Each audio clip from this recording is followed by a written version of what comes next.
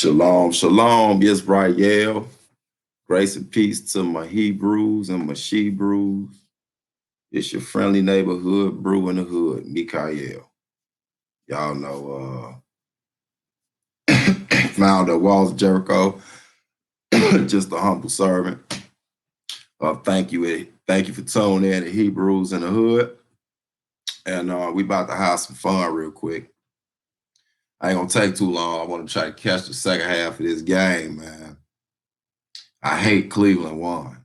I just can't dig that dude LeBron, man. Good thing I'm not that caught up in the sports no more. We got way more important things out here to deal with.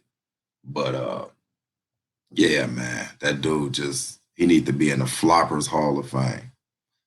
But let me see. I'm waiting for some people to try to come up in here. Man, this is crazy. I can't believe what this dude did.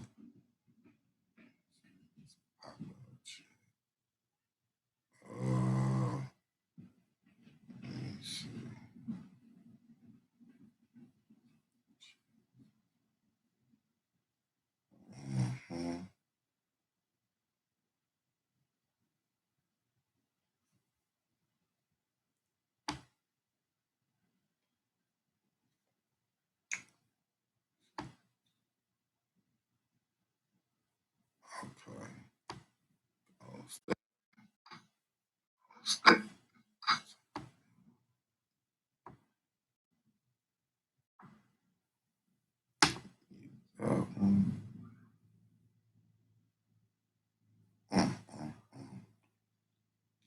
This is crazy.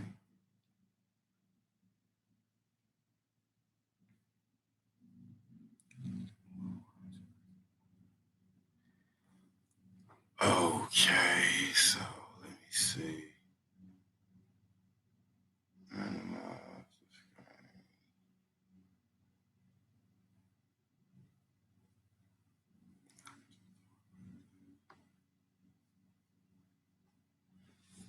Yeah, man.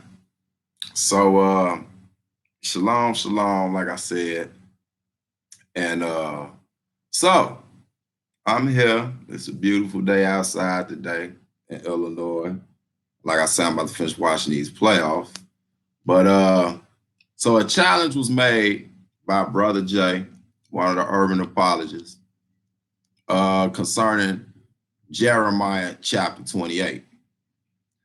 But so he made this, I think, like last week, probably about 4 or 5 days ago. I accepted. Because when I first seen it, at first, I didn't even get the challenge. So I'm like, because he basically was trying to say that Jeremiah chapter 28 was the exact same as Deuteronomy chapter 28, verse 42, with the yokes of iron on the neck, right? And putting yokes upon the neck. But what a brother messed up at, man, I ain't gonna even go there yet, man. I'm gonna wait to see if I should. You know what? I ain't gonna play with it, but this was embarrassing. So the brother's whole point is we can't use Deuteronomy 28 and 42 to say that those yokes of iron that the slaves during the transatlantic slave trade, our people, went through had anything to do with Deuteronomy, because those yokes of iron are the exact same yokes of iron in Jeremiah chapter 28, therefore making it more symbolic than physical, right? But the funny thing is, the brother didn't consider what he was looking at. And as a matter of fact, I don't know how to screen share yet, so y'all got to forgive me. Because if I really wanted to screen share the video that he did, because I went back and looked at it today, and then I kind of got more of an understanding of what his challenge was, right? And it just made it worse. So what I can do is I could pull it up on my phone. Now I want y'all to see this, man, because this is ridiculous. And I hated to do it to you, bro. I actually sat there and thought when it dawned on me what this brother did, I was sitting here reading the scriptures. I was actually reading Jeremiah chapter 28. And I was sitting here reading and I looked down and said, no, this brother did. And I'm going to show y'all what I mean. But this cat is about to sit up here and tell this elaborate story about how God talked to him, sent him a message. He didn't say Gabriel spoke to him, but he got some overwhelming feeling to go and look up the word yoke. So he's implying, or to make his audience believe, that the Lord was dealing with him, and he literally went and studied to show himself approved to come to the conclusion that Jeremiah 28 and Deuteronomy 28 was the same as it relates to the yoke. That's not what happened, y'all. And when I show y'all what happened, he can't say it's a coinkydink, a coincidence, or nothing like that. It should kill his credibility again. And the reason I said I didn't want to do this, because I've had this issue happened with him before. Now, I don't even interact with the brother that often. I usually stay out of his little thing that he going through with his former camp, because I can see how personal it is. You know, that's why I know knowledge is not on his side, because really he just got a church hurt like zeal to him. And I know he don't like that term, just like he said we don't like black Hebrew Israelite, but he continues to say it because he says some of us say it. Well, you know, you are a church hurt. It's just obvious. You know, so I try not to get into that, because my goal is about the truth. But being that he lumping us all together as Hebrew Israelites and the scriptures that we go to, then it's time for him to get embarrassed. And so, you know, one time I threw out that challenge with Deuteronomy 32 and 26, which he didn't know was there, about the remembrance of them ceasing from among men. And when I cut him with it live in that Christian Hebrew Israelite group, he took it down. Everybody know about it by now. He's took it down. And then all of a sudden he said he forgot how to pull videos off. But this dude is a video producer. But I ain't even going to dwell on that no more. But my problem is you did it again, Jay. You got caught faking again, bruh. This one about to be embarrassing. So I want y'all to look at this little snippet of Brother Jay during his Jeremiah chapter 28 challenge that he said is going to stand forever, because can't no Israelites explain it, but it's literally about to be over after this short video. I'm at almost the 8-minute mark because I burnt the first 2 minutes. I apologize. Y'all trying to figure out a screenshot. Y'all know I ain't good at this, but I will figure it out. I apologize. But he literally gonna have to take that video down today, if not for one reason: his credibility is through. So if y'all still listen to him after he continuously does this, then you deserve to stay in the dark and just be colored folks. So watch this, y'all. Here's his challenge.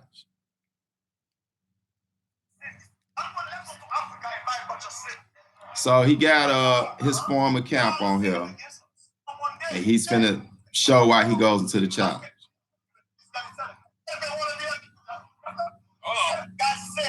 Let's see. Hold up. So I'm gonna make sure you get to the point. And he said, "What a yoke of iron upon thy neck." Let me see. Yoke of iron upon thy neck. Hold up. Now here you go. He finna tell why he did this now.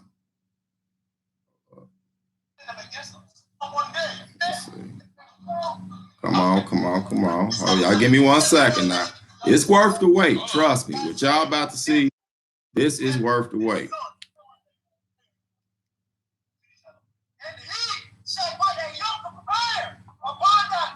Yeah, the yoke of iron upon thy neck, right? Watch this. Bear with me, y'all. This is about to get hilarious.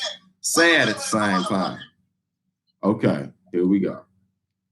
What is it? God is telling you. The people you see today, they are the church. That's what Jesus said. So what is that? That's a big group. God is telling you. His Bible is about you. That's right. So that's what they teach. You know their breakdown. And you guys see their hook on phonics type style of teaching where they show pictures and think that means it makes it true. Can y'all hear that good? There's no doubt that slaves were brought to America and they were brought in chains. There's no doubt about that. Now, is that what the Bible's talking about, Deuteronomy 28:48? Absolutely not. Now we're going to look at it. Hit a number one if y'all can hit his clip. Challenge is for those that's confused, cool. And then I'll let you guys go about Shalom, your day. okay. All right, now.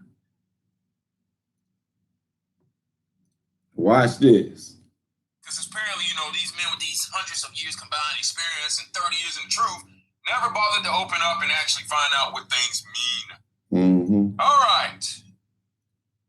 It's about to get bad. Let me share my screen again.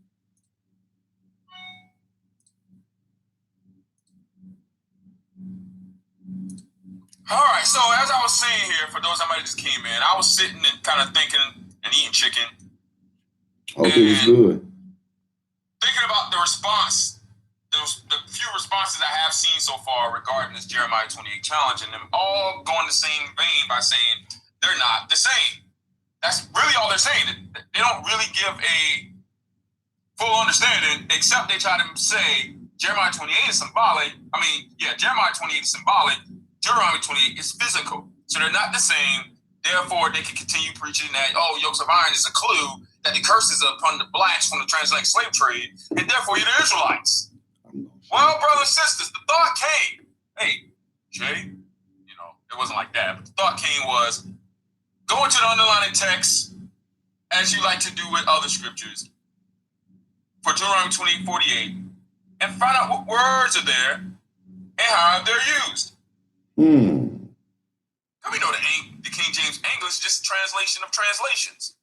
So I type in Deuteronomy 28:48, as you guys can see on the screen. Okay. Here we go. Stop right there. I'm gonna cut straight to the point, man, just to kill his credibility.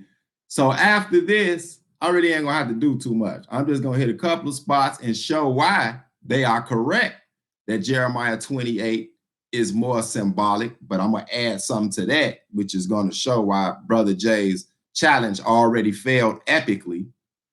And two, this is about to really show how horrible their form of research is. They don't research. Now, this brother, y'all just heard him say, the thought came to his head, or I guess God told him, he said, it wasn't a voice like that. It said, Brother Jay, do what you do. Go look up yoke. I'm about to show you that is not what he did. That's not what he did at all. And I know what happened. So he making it seem like he went to go study, y'all, and this is how he found that out. But no, we all know that those cats in the urban apologists are known for two things. Jewish commentary, they love commentators, but they hate us with line upon line and study to show yourself approved. They'd rather go take the easy way out and go get the answers to the test for somebody who don't even know the answers to the test. So when they get Fs, they can't be mad because they didn't want to study, right? That's not what this brother did. So I'm gonna let him continue to tell you how the spirit came on him, you know, as us Hebrews say. He don't call himself a Hebrew no more. So now it's just something told him. He don't even know who, right? So I'm gonna let him continue to tell you what possessed him to go do this deep research to find out what these yokes of iron are. And then I'm gonna show you what really happened. This is about to be embarrassing, Jay. James Version. Where is it? Right here. He really went through all this when he could just told the truth. One that they love, and he shall put a yoke of iron upon thy neck until he have destroyed thee. Go ahead and for you guys may not notice, BibleHub.com. It's a good study source. Or but you didn't use it. Place of study. Also, you have the Logos Bible app, etc. Let me refresh my internet. All right, Deuteronomy 20:48. And he shall put a yoke of iron. So let's look up yoke. Yoke. All right, let's see if they got the usage in here. Yoke. Nope. Use figurative of servitude. And here's the examples. Examples. So Deuteronomy 28 falls under figurative use of yoke, meaning you have a literal yoke, like for example, when you yoke your mule or put a yoke on his mouth or however you yoke him. Matter of fact, let's show it a physical yoke. IUIC already showed a physical yoke around a human. But I'm going to show you how sloppy this is. We can easily just find out what these things look like. So this is what a literal yoke looks like. So that's the literal yoke. Okay. When you yoke an animal or an animal that is yoked. That's literal yokes. Now, as y'all can see, Brother Jay, he did pull up the Bible Hub. He showed y'all how to go look up yoke. This what was the spirit or something told him, or his conscience or something like that, right? Now y'all seen that, right? Peace, y'all. Number one, sound fan. Now y'all saw that, right? Y'all saw that clip. What up, leader for Christ? I think you need to see this too, because you probably really ain't gonna deal with him again after this. So y'all seen he just went through that. The spirit or something, his conscience or chakra energy or something, told him, Brother Jay, you know how he talk when he get in his Al Pacino or Al Panigro voice, right? Let's look up yoke. And we're going to look up the yoke because the Israelite, the black Hebrew Israelites want to keep using Deuteronomy 28 and 4. No, blood, it wasn't none of that. I'm about to show y'all what this man did. And this is embarrassing. Watch this, y'all. I'm finna show you where Jay got this from. He just did that whole song and dance to make y'all think this brother actually went and did some research, even though it's still from some commentary type stuff. But I would at least gave him an A for effort on that one, right? Look what the brother did, y'all. And it was crazy because I accidentally saw this. Now, I'm not going to say that. The Lord put the spirit on me. Now, look, right? Anybody that's been in this community for a while know that, one of the things you never try to rest understanding on, especially if it's dealing with like prophecy, is footnotes. But this is exactly what Brother Jay did. He did not go look up all that. He probably did it after to make it look like that's what happened. He just did that whole thing for nothing when he could have just told the truth. Now, I probably know what happened, being that they usually use an NIV or ESV. NIV, the pamphlet, that's basically not even a Bible. And so for some reason, a spirit might have put it on him to go look in the KJV. Now, I've always known you never trust footnotes because, Brother Jay, I don't know if you know, but Moses did not write the footnotes. Now, remember, he said that he typed in Deuteronomy 28 and 42. So there's two lies he done told. For one, he did not type in yoke to find this out. Two, he did not get this from Deuteronomy 28 and 42. I'm finna show you where he got it from. Watch this. Jeremiah chapter 28, y'all. I want y'all to see this. Now, when you're reading it, this is what it say. And then later, I'm gonna break it down for y'all. I'm trying to do it in a timely fashion where the brothers is right that it's symbolic. But I'm gonna show you where this is like a 3-strike thing in once. So literally, I'm not addressing him ever again because he's actually showed himself to be disingenuous, a fraud, and he literally is one of the sloppiest dudes in captivity with the scriptures. Watch this, y'all. Go get y'all King James Version Bible that Brother Jay know that his crowd don't read because they all like them new translations. And I want to show you where he got Deuteronomy 28 and 42 from.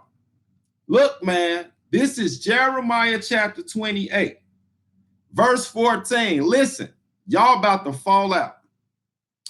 It says, "For thus saith the Lord of hosts, the God of Israel, I have put a yoke of iron upon the neck of all these nations, that they may serve Nebuchadnezzar, king of Babylon, and they shall serve him. I have given him the beasts of the field also." Now, I want y'all to look real close. This is my King James Version Bible. I want y'all to look real close at something. Hold up. Let me see if I can get this for y'all, because y'all ain't going to believe this. I want y'all to look right there at the bottom of verse 14. Y'all see verse 14? Can y'all see that?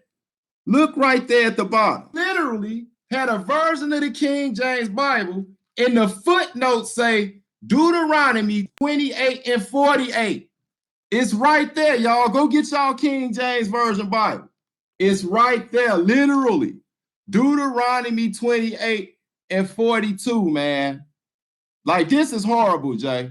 So you just sat there and did that whole thing like some light bulb went off in your head and you said, let me go look up yoke and see. Brother, you didn't do that. You could have kept it real. It's right here. Jeremiah chapter 28, verse 14, right in the bottom right-hand corner, it says right under it, Deuteronomy 28 and 48.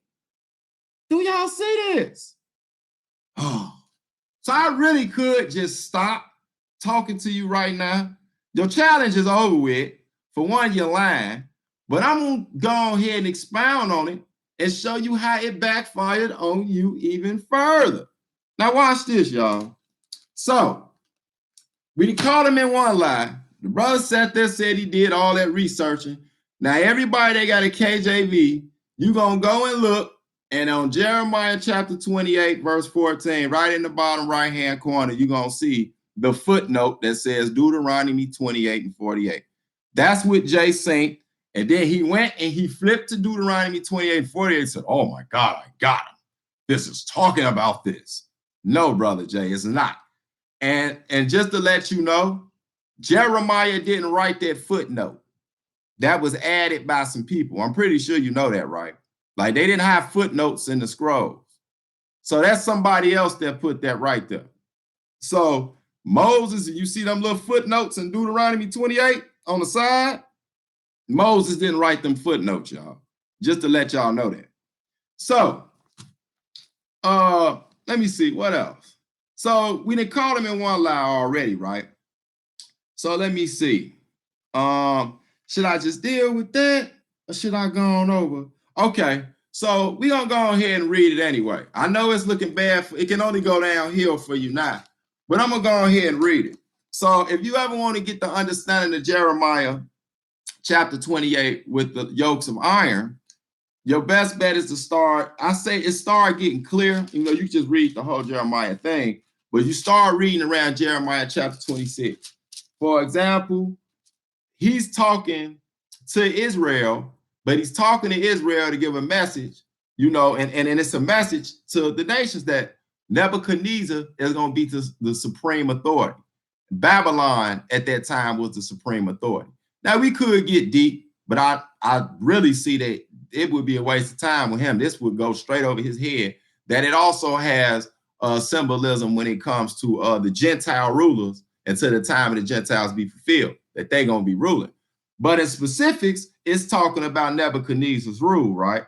So it's talking about how he's going to be a superpower. So the one part where Jay actually was right was that the yoke of iron has a symbolism to it, meaning, you know, dominance, or meaning you will not be able to get from under this man's rule, right? That part he was right. I'm about to show you where the footnotes has killed him again. So I just want to get the viewer audience. I said I was going to do a whole breakdown on this, and I will do it probably in a couple of days, some just for edification purposes. But that's what I'm getting back to teaching. But I just have to do this clap back on him so he can go ahead and take that video down.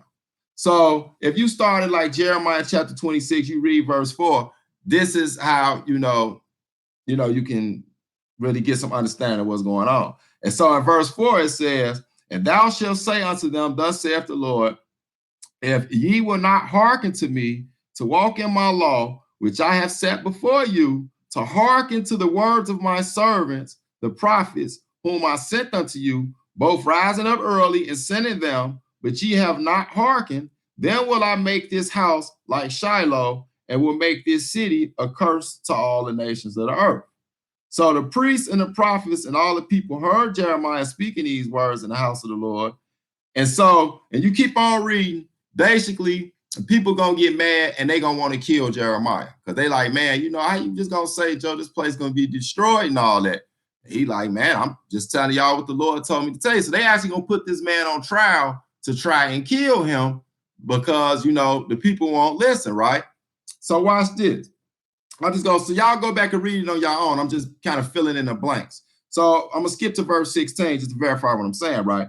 It say, then said the princes and all the people unto the priests and to the prophets, this man is not worthy to die, for he hath spoken to us in the name of the Lord our God. Then rose up certain of the elders of the land and spake to all the assembly of the people, saying, Micah, the Merasathite, prophesied in the days of Hezekiah, king of Judah, and spake to all the people of Judah, saying, thus saith the Lord of hosts, Zion shall be plowed like a field, and Jerusalem shall overcome heaps, and the mountain of the house is the high places of a forest. And then they asked, did Hezekiah, king of Judah, and all of Judah put him at all to death? Did he not fear the Lord and besought the Lord, and the Lord repented him of the evil which he had pronounced against them? Thus might we procure a great evil against our souls. And there was also a man that prophesied in the name of the Lord, Uriah the son. So it goes into this. But basically, the people was pleading Jeremiah's case. And they were saying, man, when Hezekiah did it, you know, and told the people what was going to happen, you know, it made the Lord repent. Talking about, you know, when the thing happened with the Syrians, right? So like, and it made the people repent. You know, did Judah come turn against him and say they was going to kill him? So they like, no, man, the Lord told him to say this, right? So we're going to skip on over to verse 27, and then we can get on to the meat and then to the end and get this over with funky, because what you see, okay, getting in the fourth quarter. So verse 27, just to kind of get y'all a little bit more fill in on it. It say in the beginning, this verse 1, it says, in the beginning of the reign of Jehoiakim, the son of Josiah, king of Judah, came this word unto Jeremiah from the Lord, saying, and I'm skipping down to verse 5. It say, I have made the earth and man and beast that are upon the ground, right?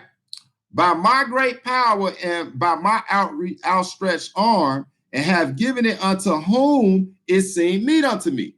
So this is why Nebuchadnezzar got granted all the power. This is going to lead to showing why Jeremiah did the demonstration he did. And this the part it seems Jay didn't know. Jeremiah literally physically put a yoke on his neck, a wooden one. And then a prophet named Hananiah came and broke the wooden yoke and put the metal. And then he got the metal one, right? Now all that had a meaning to it, because Hananiah was a false prophet, what I'm going to show y'all, and he was trying to get Israel to rebel, or get the people to rebel against Nebuchadnezzar, right? So he was trying to start a revolt and saying the Lord told him this. But we're going to show how that found out. See, you got to get people understanding instead of just going to he Googling and stuff, and he see a word search, and then he act like he know what he's talking about, but he don't even know how to break it down. And I'm just being humble. I'm looking at you, and it's embarrassing, bro. So verse 6, it says, and now have I given all these lands into the hand of Nebuchadnezzar, the king of Babylon, my servant, and the beasts of the field have I given him also to serve him. And all nations shall serve him, and his son, and his son's son. Remember what I was talking about? And I know you're gonna get to Nebuchadnezzar and Belshazzar and all that type of stuff, but just pay attention. And so until the very time of his land come, it says, and then many nations and great kings shall serve themselves of him. It says, and it shall come to pass that the nation and kingdom which will not serve the same Nebuchadnezzar, this is Nebuchadnezzar now, the king of Babylon, and that will not put their neck under the yoke of the king of Babylon, that nation will I punish, saith the Lord, with the sword and with famine and with pestilence, until I have consumed them by his hand. So he's telling you literally during that time in the rule of King Nebuchadnezzar, during his rule over the Babylonian Empire, that any nation that would not accept his supreme authority, the Lord was going to help Nebuchadnezzar. He was going to send pestilence and all that type of stuff. This is literally what he's saying. Now, let's get on back to Jeremiah chapter 28, right? And I'm just gonna, so now y'all got that understanding. I'm gonna read these last spots, and then we're gonna go to Deuteronomy in 28 and show why it's not the same. So, Jeremiah chapter 28, and here go verse 7. Nevertheless, hear thou now that this word that I speak in thy ears and in the ears of all the people.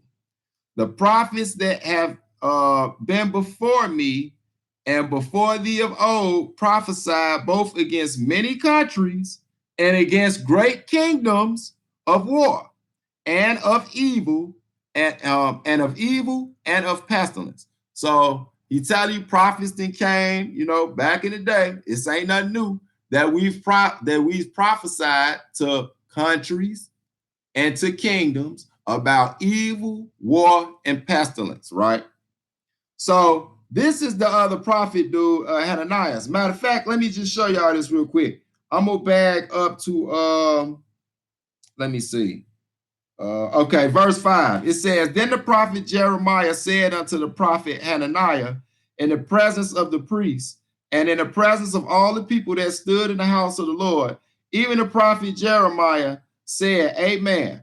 The Lord do so. The Lord perform the words which thou hast prophesied to bring again the vessels of the Lord's house and all that is carried away captive from Babylon into this place. So Hananiah came to Jeremiah and told him, like, tell the people, man, the Lord is about to make us basically rebel. We finna break away from Nebuchadnezzar, and within a year, I'm gonna have the vessels of the Lord back. We're gonna be set up and all that kind of stuff. So Jeremiah went along with like, yeah, all right, the Lord sent you and all that type of stuff. But then he gonna bust his bubble. So let's scoop down to verse, let me see, 10. It says, now verse 9, the prophet which prophesied of peace, when the word of the prophet shall come to pass, then shall the prophet be known that the Lord has truly sent him. So he's saying, we know the Old Testament scriptures tell you, if a prophet prophesies something and it don't come to pass, he's a false prophet, right? So watch this, verse 10. Then Hananiah the prophet took the yoke from off the prophet Jeremiah's neck and break it, right? This was the wooden yoke. So Jeremiah literally had a wooden yoke on his neck. Here's where Brother Jay is in trouble again with his footnote. See, he didn't know why the footnote, it ain't had nothing to do just with the word yoke or the word yoke or this verse being related to Deuteronomy 28. The only relation they had is because it was dealing with literal physical yokes. Do y'all get what I'm saying? That's what these footnotes is about. And I'm going to show y'all with an example in Isaiah. So they wrote this down because Jeremiah had a literal physical yoke on his neck. He had a wooden yoke on his neck, y'all. Do y'all see this? How this is backfiring on him? That's why his the little footnote right here referred him to Deuteronomy 28 because he was dealing with physical yokes. It's not focusing on the symbolic rulership of the yoke. It's dealing with him having the physical yoke on his neck. And I'm going to prove that with the scriptures. Now watch this. So it says, and Hananiah spake in the presence of all the people, saying, Thus saith the Lord, even so will I break the yoke of Nebuchadnezzar, king of Babylon, from the neck of all nations within the space of 2 full years. And the prophet Jeremiah went his way, because he know this Negro is tripping. So Jeremiah like dipped off. But watch this though. Then the word of the Lord came unto Jeremiah the prophet, after that Hananiah the prophet had broken the yoke from off the neck of the prophet Jeremiah, saying, Go and tell Hananiah, saying, Thus saith the Lord, Thou hast broken the yokes of wood, but thou shalt make for them yokes of iron. So God told Jeremiah, man, hold on.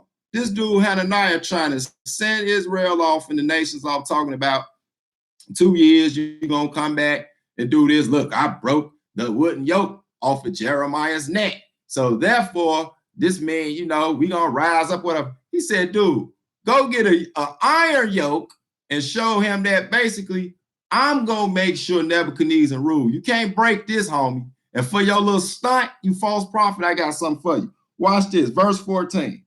For thus saith the Lord of hosts, the God of Israel, I have put a yoke of iron upon the neck of all these nations, that they may serve Nebuchadnezzar, king of Babylon, and they shall serve him.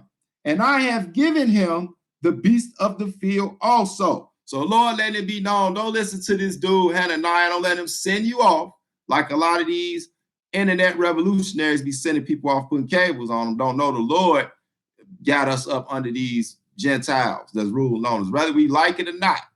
So it says, verse 15, then said the prophet Jeremiah unto Hananiah the prophet, hear now, Hananiah, the Lord have not sent thee. The Lord ain't sent you, dude. Watch this. But thou makest this people to trust in a lie.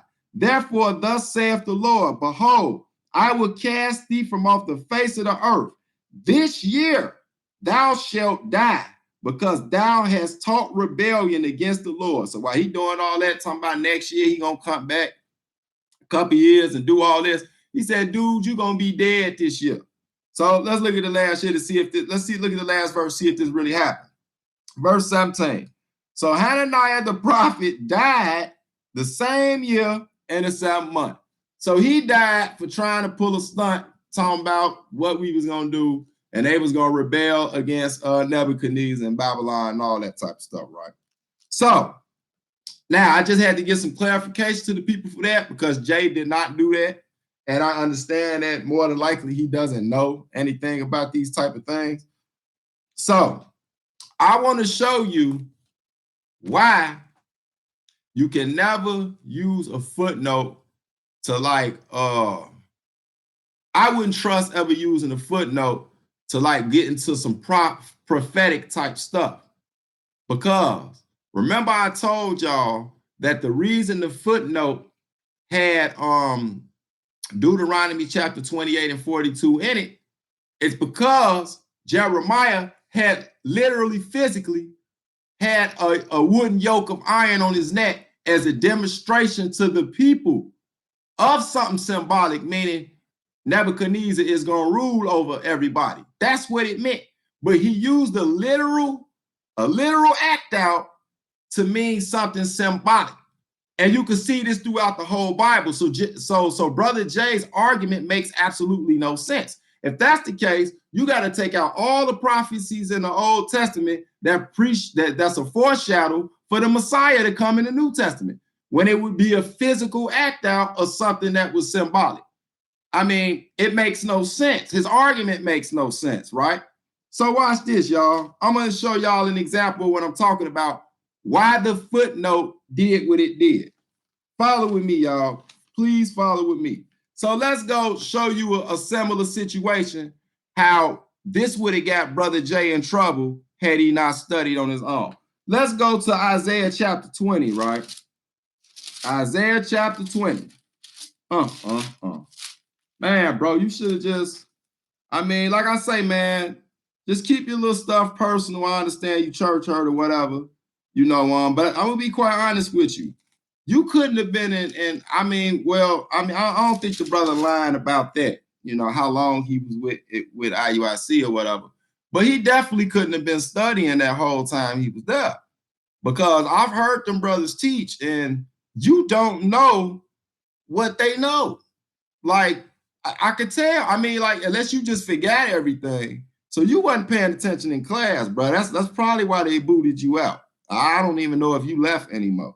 Because I just see you keep being dishonest, bro, and don't get in your feelings or nothing. But this is just what you putting online, bro. So let me see where I was gonna go. Yeah, Isaiah chapter 20. So look at this, y'all. I'm gonna show y'all another example of the footnote gone bad. Let me see if y'all still with me. Check my thing. Y'all still there? Give me a 1, Kafer, so I can get these. I'm trying to end this in the next 10 minutes. So give me a 1. Either K for a leader, for sure. All right, let me finish this. Is it good though? Do y'all see? Y'all see where it's going though? Did the man just shoot himself all in the head though? I mean, credibility like gone. Okay, let me go ahead and get back to this. So, Isaiah chapter 20, y'all, children, do not play with footnotes at home in the Bible. Those prophets, apostles, disciples did not write the footnotes. I'm letting y'all know that now. It came a long time later, but I think Jay think those footnotes was really written by those people. So, Isaiah chapter 20, y'all. Now watch this example. Isaiah 20. Here goes another example of a prophet physically acting out something that means something symbolic, but yet it's literally going to happen. It has a bigger meaning. Watch this, y'all. Isaiah chapter 20, verse 1.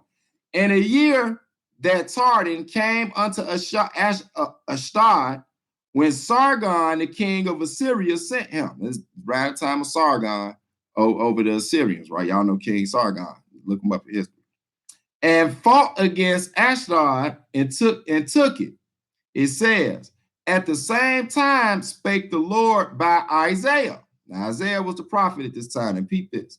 The son of Amos, saying, go and loose the sackcloth from off thy loins. So he telling this man to get naked. It's the prophet Isaiah. Now remember, Jeremiah literally put a wooden yoke on his neck. That's why the footnote had that. So Deuteronomy 28 and 42 is dealing with a literal yoke. And I'm going to show you, because watch, they finna do the same thing right here. It says, and put off thy shoe from thy foot. So he want him to get bucket naked. Watch this, right? And he did so, walking naked and barefoot. Now, hold up. Let's just keep reading. Verse 3. And the Lord said, like as my servant Isaiah have walked naked and barefoot 3 years for a sign and wonder upon Egypt and upon Ethiopia. Now watch this, y'all. Watch this. Now, if I was Brother Jay and I just thought, oh man, I ain't gonna study to show myself approved and figure out what this means, even though he telling you he got him literally naked, but it was a sign to the right there. Let me see where it's at. Right there. It says 2 Samuel chapter 10. This is the footnote, y'all. Let me show you how the footnote only does this because it's dealing with some similar situation, right? And this is on a literal level. It ain't dealing with like the prophetic meaning of it or nothing like that, because the prophets didn't put that footnote in there. So we're going to do what the footnote say. We're going to go to 2 Samuel chapter 10, verse 4. Watch this, y'all. 2 Samuel chapter 10, verse 4. I want y'all to read it with me. 2 Samuel 10. Jay, get your KJV out, that same one that sent you off when you went and looked at that footnote. Now I'm about to show you what the footnotes is for. And that's why they ain't good to use when you trying to like get understanding of prophecies and stuff like that, bro. It's just showing you a similar literal situation. Now watch this. So we're going to take the advice of the footnote. This 2 Samuel chapter 10 and verse 4. It says, wherefore Hanun took David's servant and shaved off the one half of their beards and cut off their garments in the middle, even to their buttocks, and sent them away. When they told it unto David, he sent to meet them, because the men were greatly ashamed. And the king said, tarry at Jericho until your beards be grown, then return. Now, y'all see that? You would be like, now what in the world did Isaiah chapter 20 and 4 have to do with David's spies? Or they assumed that they were spies, and they caught them, and they shaved half their beard off, because they know Hebrews love our beards. That was like shameful back then for a Hebrew to have his beard shaved off. You know, it was in the law. So they shaved half the beard off, and then they ripped the booty off their pants. So they literally had them running ass out. Excuse my Hebrew. They had them ass out. So that's a double shame, right? That's a double shame. What do they got to do with what we just read? Well, it's because literally this is another this is another instance where the person who wrote the footnotes see where somebody got their booty out naked. That's what they see. They're not dealing with no prophecy because ain't no prophecy in this particular verse in 2 Samuel. It was just them shaming them. And then they went to David and he told them, man, go chill till your beard grow back and your pride get right. I'm going to handle this. Don't worry about that. You see that? That's the trouble with Footnote to get you in. Now, if I just went back to Isaiah, the 20th chapter, and read the exact same next verse, this will show you why Isaiah got butt naked, why the Lord told him to get butt naked, right? Watch this. Verse 4. It says, I'm going to start back from verse 2, so y'all get it in context now. At the same time spake the Lord by Isaiah, the son of Amos, saying, go and loose the sackcloth from off thy loins, and put off thy shoe from thy foot. And he did so, walking naked and barefoot. And the Lord said, like as my servant Isaiah had walked naked and barefoot 3 years for a sign and wonder upon Egypt and upon Ethiopia. So it's a sign and a wonder upon Egypt and Ethiopia. Why? Here it go in verse 4. The footnote sent you off. Watch this. So shall the king of Assyria lead away the Egyptian prisoners and the Ethiopian captives, young and old, naked and barefoot, even with their buttocks uncovered, to the shame of Egypt. Y'all get it now? See, just a little study. Leave a footnote out. Just study the scripture, and it tell you why the prophet Isaiah literally, physically got naked. Because the bigger issue was that Sargon invaded and he took captives and had even naked captives. They was bucket naked and they was ashamed. That's why he did it. Whew. So, epic fail, brother. Your plan backfired. The whole reason, now let's go read Deuteronomy, just to be fair.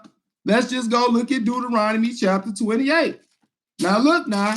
So the reason that Jeremiah chapter 28 and verse 14 had that footnote on it about the yokes of iron, this is why.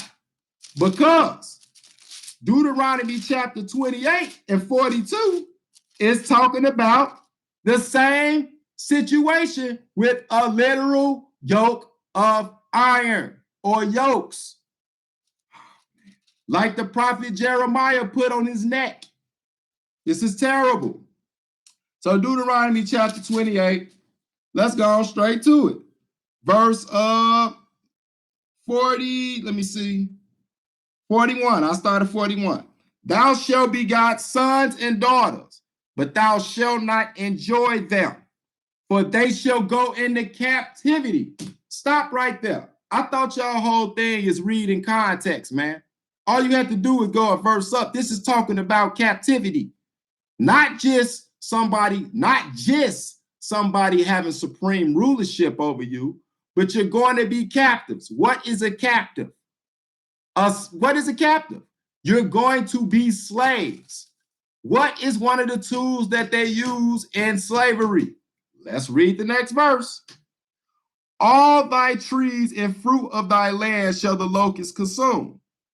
And hold up, wrong one. My bad. Let me scoot down. Here we go. Verse 48. Here we go. Verse 48. It says, therefore shalt thou serve thy enemies, which the Lord shall send against thee, in hunger and in thirst and in nakedness and in want of all things. And he shall put a yoke of iron upon thy neck until he have destroyed thee. Now, brother, I want y'all to hear this.